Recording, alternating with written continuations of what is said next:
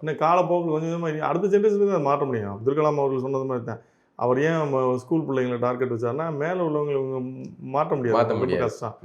இங்கேருந்து மாறட்டும், அடுத்த ஜென்ரேஷனாக மாறட்டும் அப்படின்னா. அப்படி தான் இப்போ இன்னைக்கு உள்ள இல்லைன்னா கூட நீ அடுத்த ஜென்ரேஷனில் கண்டிப்பாக மாறிடுவாங்க. ஆமாம், நீங்கள் மாறுவீங்கன்னு நினைக்கிறேன். இங்கே பார்த்தீங்கன்னா குறுக்க கௌசிக் கோட்டம் அண்ணன் சீமான் வந்து பேசி பேசி பேசி பள்ளிக்கூடத்தில் இருக்கிறாங்க எனக்கு ஓட்டு போடணும்னு அவர் நம்பிக்கையோட பேசி பேசி கொண்டு வந்திருந்தாரு.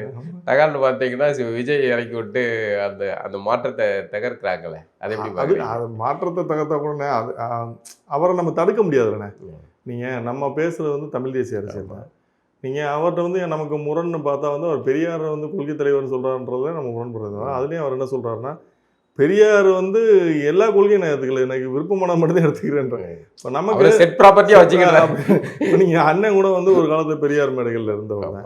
அதுக்கப்புறம் அவர் என்ன பண்ணுறாருன்னா அதை சுய பரிசோதனை பண்ணி இல்லை நான் தப்பு பண்ணிட்டேன் அப்படின்ற. அது மாதிரி விஜய்க்கு ஒரு காலம் வரும். அதை வந்து இப்போ நீங்கள் வர முடியாது, நம்ம சொல்ல முடியாது. ஏன்னா அவர் நானும் ஒரு தமிழன், எனக்கு இந்த மண்ணுக்கான எனக்கு எல்லா உரிமையும் இருக்குது அப்படின்னு சொல்லும்போது நம்ம தடுக்க முடியாது. என் பார்வையில் அதை நம்ம தடுக்க முடியாது.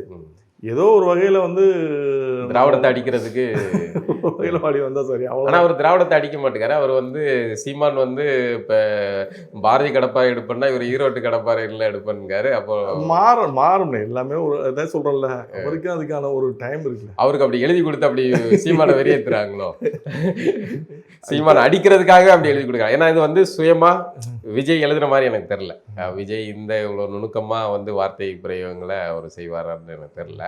அப்போ சீமான் பாரதி கடப்பாறை எடுக்காருன்னா இவருக்கு வந்து ஈரோட்டு கடப்பாறைன்னு எழுதி கொடுத்தவன் பண்ண சதி செய்யலாம்.